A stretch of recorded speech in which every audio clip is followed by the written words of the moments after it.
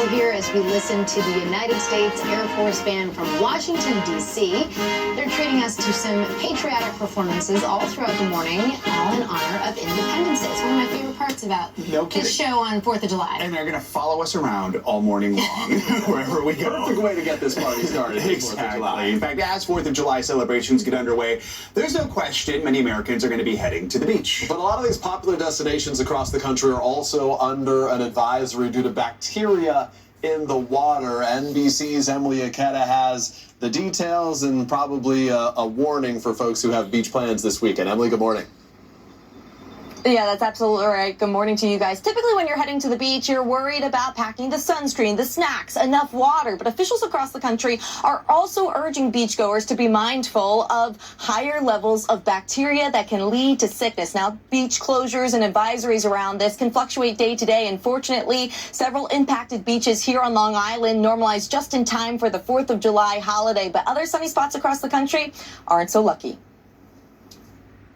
With Independence Day festivities in full swing, beachgoers coast to coast are looking to make a big splash. But health experts are warning of the unseen dangers that could be lurking in the water. There are a lot of different types of bacteria in beach water. Some of it can be naturally occurring. Other can be brought along from sewage that might get into beach water. Experts say it's a pretty common summertime problem when water temperatures are higher and bacteria can grow more easily. Infections brought on by bacteria like Vibrio or E. coli can cause symptoms including nausea, fever, and diarrhea. For most people, the issues are going to be minor, but for some people, it can result in what we call necrotizing fasciitis, some people call flesh-eating bacteria, which can result in amputations. In recent weeks, at least 6 states have issued closures or advisories at certain beaches and lakes over high levels of bacteria in the water. It's caused 19 beaches to close in Massachusetts alone, prompting some residents to rethink their summer plans. I kind of stopped going to the beach. I just don't like how unsanitary it is to be down there now. And at popular shorelines in sunny Southern California, more than a dozen advisories between San Diego and LA counties are putting a damper on Independence Day. If we didn't hear about that, we'd be in the water right now. Definitely keeping an eye on any kind of symptoms that feel weird. So what are some of the ways you can protect yourself before hitting the waves?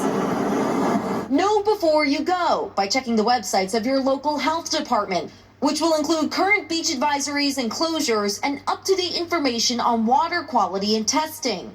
And if you do plan on taking a dip, make sure you don't have any open wounds, scratches, or cuts, and try not to swallow water to avoid spoiling any July 4th fun. Those are some good tips to keep in mind there, Emilie. Are there certain people who are more vulnerable to this? So anyone can get a bacterial infection, Laura, but there are some populations that experts say are more vulnerable to developing more significant symptoms. Think seniors, the elderly, also really young children, and people with weakened immune systems. In addition to checking the health department for any alerts regarding those higher levels of bacteria, you also can always float a question to your lifeguard. Guys. All right. Emilie, we appreciate it. That's why at our house we turn the sprinklers on. Everybody cool.